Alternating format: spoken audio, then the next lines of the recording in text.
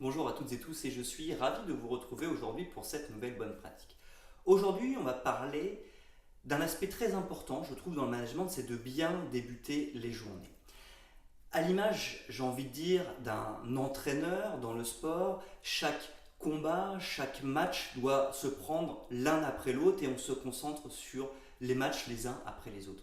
Et ben, je crois que dans le management, il y a un peu cet aspect-là, c'est-à-dire que jour après jour, il faut se concentrer sur la journée. Voilà, il y a une nouvelle journée qui débute, je vais me concentrer sur cette journée et demain, je me concentrerai sur la journée de demain.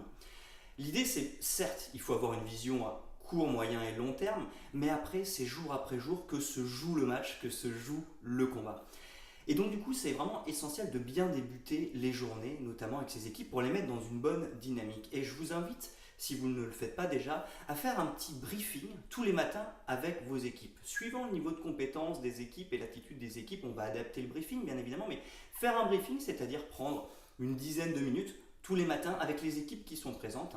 Peut-être que tous vos employés, toute votre équipe n'est pas présente le matin, c'est pas grave. S'il y a des rotations, les gens feront quelques briefings dans la semaine, mais en tous les cas, tous les matins, avec les gens présents, essayez de faire ça à une heure où vous avez un maximum de personnes, mais toujours démarrer la journée en rencontrant les équipes présentes.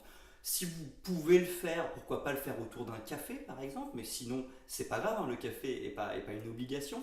Et l'idée, c'est quoi? C'est simplement d'échanger avec les équipes sur comment elles se sentent, dans quelle énergie elles sont, sur quel projet elles travaillent, quelles problématiques elles rencontrent, quels succès elles rencontrent dans leurs problématiques, quel est leur objectif de la journée.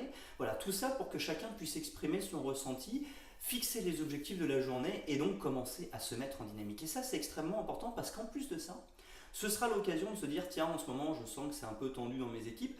C'est l'occasion de détendre l'atmosphère. C'est l'occasion d'envoyer de la bienveillance, de la solidarité, du soutien à ces équipes. Donc en plus de ça, avec notre attitude lors du briefing, on va envoyer des messages et puis on peut aussi verbalement envoyer des messages.